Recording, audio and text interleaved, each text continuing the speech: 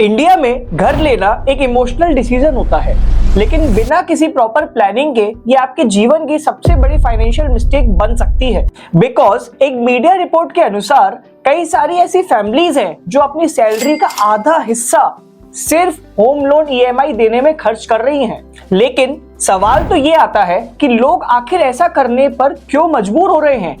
मैं बताता हूँ। पिछले 3 सालों में दिल्ली एनसीआर में प्रॉपर्टी के प्राइसेस 128% तक बढ़ गए हैं। और ऐसा नहीं है कि ये इंडिया की मेट्रो सिटीज हैं या टियर 1 सिटीज हैं तो यहाँ की प्राइसेस बढ़ना तो स्वाभाविक है, बल्कि इंडिया के जो टॉप 30 टियर 2 सिटीज हैं वहां पे भी पिछले कुछ सालों में प्रॉपर्टी के प्राइसेस 94% तक बढ़ गए हैं। ये सारे फैक्ट्स एंड फिगर्स एक मिडिल क्लास इंडियन के लिए उसके घर खरीदने के सपने को पूरा नहीं होने देता है, या फिर उसे एक डेट ट्रैप या एक ऐसे फाइनेंशियल प्रेशर में फंसा देता है जिससे बाहर निकलने में शायद उसकी पूरी जिंदगी निकल जाती है।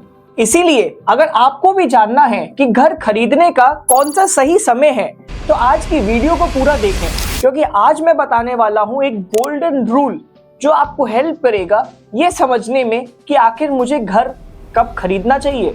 इसीलिए बिना टाइम वेस्ट किए वीडियो को शुरू करते हैं। घर खरीदने का कौन सा एकदम सही समय होता है हमारे फाइनेंसेस के हिसाब से, इसके लिए जो गोल्डन रूल है दोस्तों वो है 3, 20, 30, 40 रूल। सबसे पहले तो एक बात ध्यान रखना बहुत ज्यादा जरूरी है कि ये जो रूल है ये एक जनरल प्रिंसिपल है मासेस के लिए। तो इसमें एक बात जो आप सबको समझनी है वो ये कि इसमें हम ये कंसीडर नहीं कर रहे हैं कि आप कोई अपनी एग्जिस्टिंग प्रॉपर्टी को बेच के घर लेना चाहते हैं या कोई लिक्विड एसेट्स को बेच के घर लेना चाहते हैं, इसको हम नहीं कंसीडर कर रहे हैं।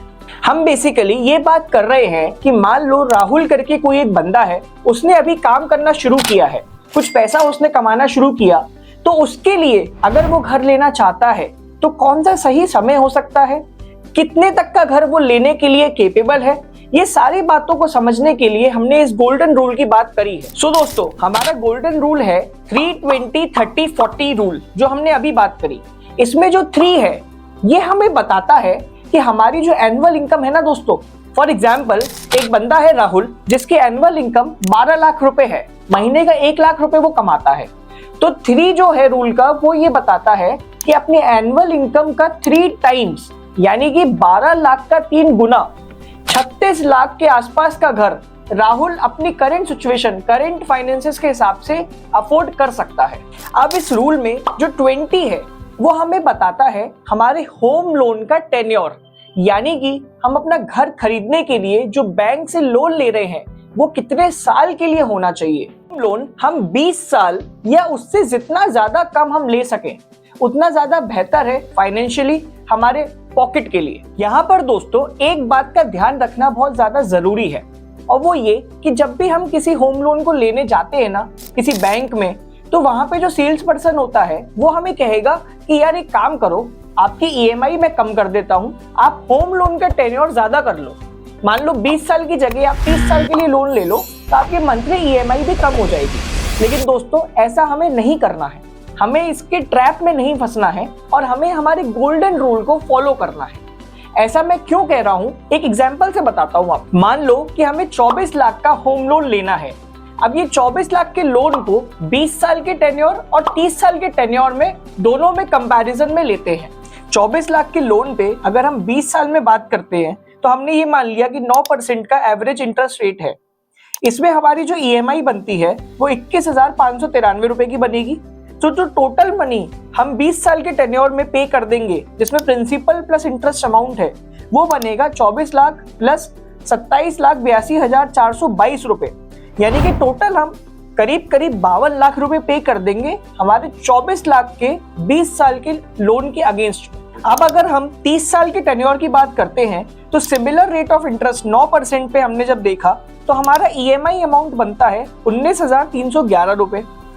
अब जो टोटल पैसा हम पे करेंगे 30 साल के अंदर में वो बनता है 24 लाख प्लस 45,51,939 रुपए, यानी कि टोटल करीब 70 लाख रुपए हम पे कर देंगे 24 लाख के लोन के अगेंस्ट में 30 साल के टेन्योर में। हम कंपैरिजन करते हैं तो मंथली ईएमआई में करीब करीब 2300 रुपए बचाने के चक्कर में सिर्फ हम ओवरऑल इंटरेस्ट में 18 लाख रुपए के आसपास का पैसा ज्यादा पे कर देंगे उसी 24 लाख के लोन के अगेंस्ट में।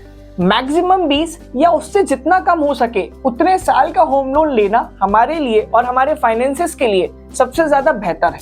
अब इस रूल में जो 30 है वो हमें बताता है कि हमारी जो मंथली ईएमआई है दोस्तों, वो हमारी मंथली सैलरी के 30% से ज्यादा नहीं होनी चाहिए। बेसिकली अगर आप 30% से ज्यादा पैसा सिर्फ घर के किश्त देने में खर्च कर दोगे तो यार गाड़ी भी तो लेनी है और भी तो खर्चे करने हैं।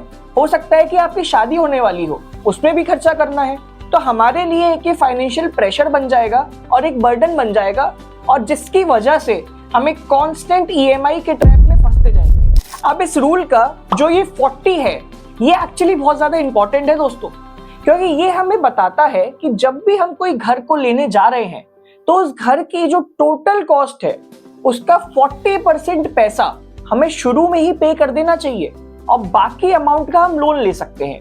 Basically 40% of the total cost का हमें डाउन पेमेंट देना चाहिए और बाकी 60% अमाउंट का हम लोन ले सकते हैं, होम लोन ले सकते हैं। सो बेसिकली अगर 40 लाख का घर है तो हमें 16 लाख रुपए का डाउन पेमेंट देना चाहिए 40% के हिसाब से, और 24 लाख रुपए का हम होम लोन ले सकते हैं। सो अगर हम हमारे एग्जाम्पल पर वापस आते हैं, जो हमने शुरू में राहुल की बात की थी जो 1 लाख रुपए महीना कमाता है, तो राहुल के 1 लाख रुपए की सैलरी के अगेंस्ट में वो 36 लाख रुपए तक के आसपास की वैल्यू का घर ले सकता है, जिसके अगेंस्ट में वो 40% के हिसाब से यानी कि 13 से 14 लाख का डाउन पेमेंट उसको देना चाहिए और बाकी अमाउंट का वो होम लोन लेके मंथली ईएमआई पे कर सकता है, जो कि मैक्सिमम टेन्योर 20 साल का होना चाहिए। कमेंट करके बताओ कि ये फॉर्मूला, ये रूल, गोल्डन रूल आपको कैसा लगा, और ये भी कमेंट करके बताइए कि आप कौन सी मेट्रो सिटी या नॉन मेट्रो सिटी में घर लेना चाहते हो। वीडियो अगर आपको पसंद आई तो इसको लाइक करें, कमेंट करें, सारे लोगों तक शेयर करें जो भी अपना पहला ड्रीम होम लेना चाहते हैं, ताकि उनको भी समझ में आए कि क्या सही तरीका है, क्या सही अप्रोच है। मैं मिलता हूं आपसे अगली वीडियो।